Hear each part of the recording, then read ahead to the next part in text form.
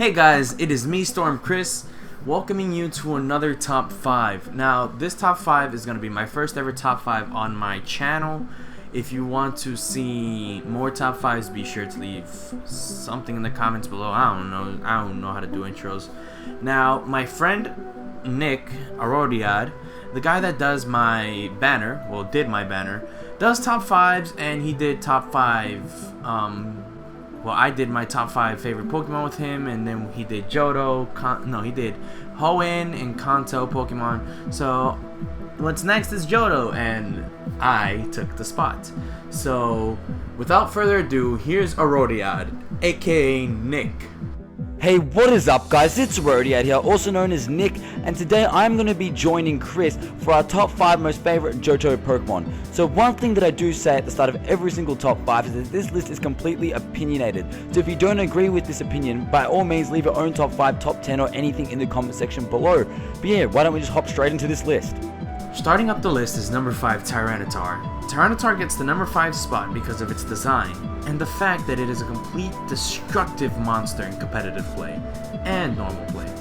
I remember seeing this Pokemon in the anime and thinking to myself, wow, this is a great Pokemon, it must be very rare to catch, and I was extremely right. In the games, I've never caught one myself. I always had to get a Larvitar traded to me by a friend or family member. Either way, Tyranitar earns number 5 for being such a beast.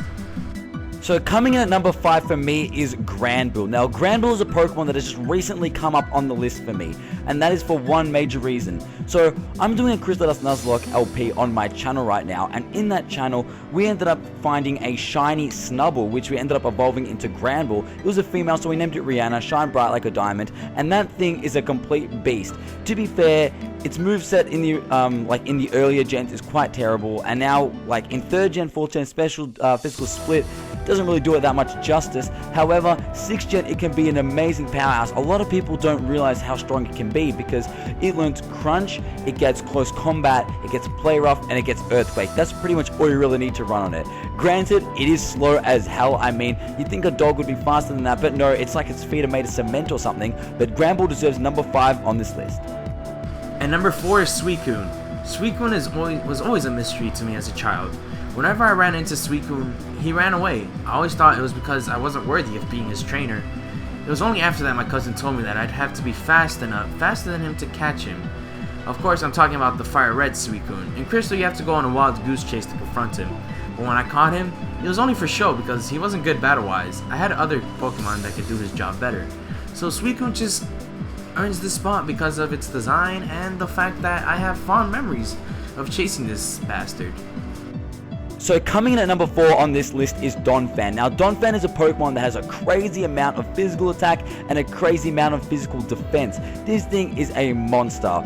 Not on the special attack side, but you know what, it's not really a special attacker anyway. It's a very good lead in competitive play because of its ability Sturdy that it gets. Not only that, it has access to Stealth Rocks and Ice Shard. Those are two very, very good moves, with one with being priority and the other one just being an entry hazard.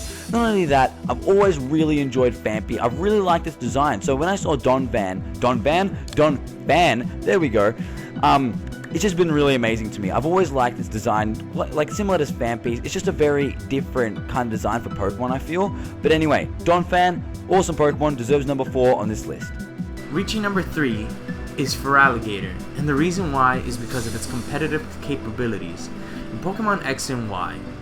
Also, when playing the original Pokemon Gold, Silver, and Crystal, as a younger child, I never really chose Totodile. I always chose Cyndaquil, so whenever I faced Silver, I got my balls rocked, and pretty badly at that.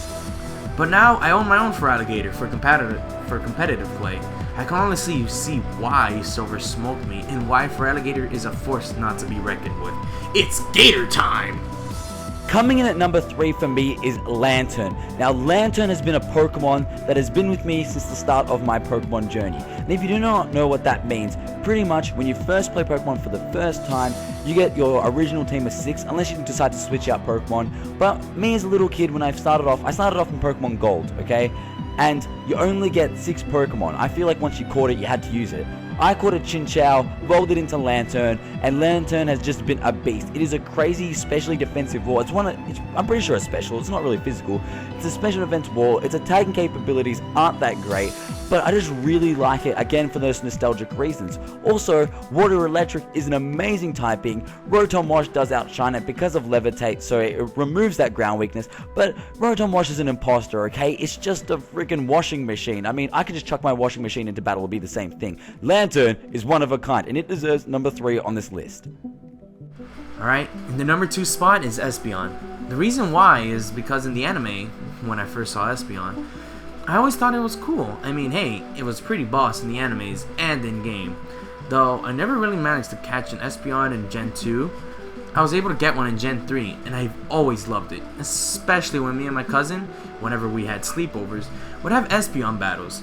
Even now, in Gen 6, I have an Espeon on my team because of its stats and its fast sweeper play in competitive battles. But sadly, it's a glass cannon, which sucks. Hopefully, in Pokemon Omega Ruby and Alpha Sapphire, Eevees can be found easily so I can be reunited with my good friend Espeon. Coming in at number 2 on this list is Feraligatr, and Feraligatr is on this list for a very special reason. So, when I first started off my YouTube channel, I did a Pokemon Emerald Randomizer Nuzlocke challenge, and pretty much my 3 starter choices was a Butterfree, which no one even really cared for, and 2 Totodiles.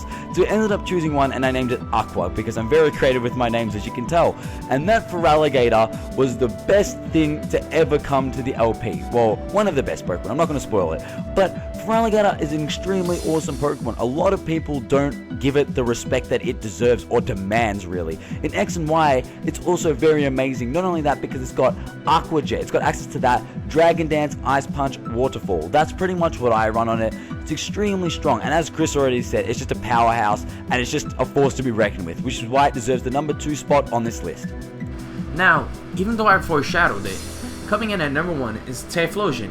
This Pokemon comes in at number 1 because starting my Gen 2 adventure, I've always chosen Cyndaquil.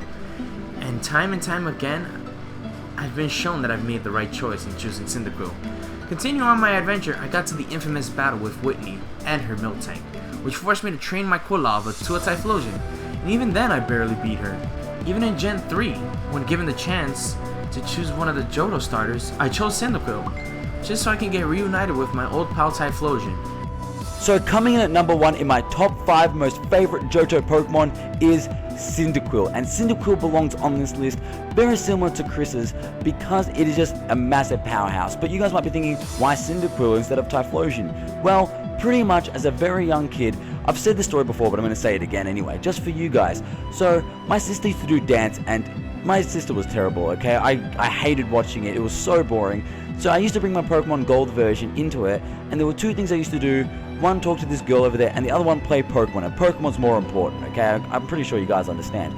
And every single time, I would always choose Cyndaquil. For some reason, I thought the game finished after Whitney.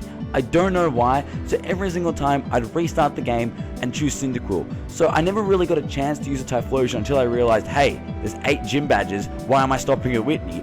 And it's just always been there through those hard times, pretty much what I had to do. So I know it's just pixels, but that's what I want to believe, and that is why Cyndaquil is number 1 on this list.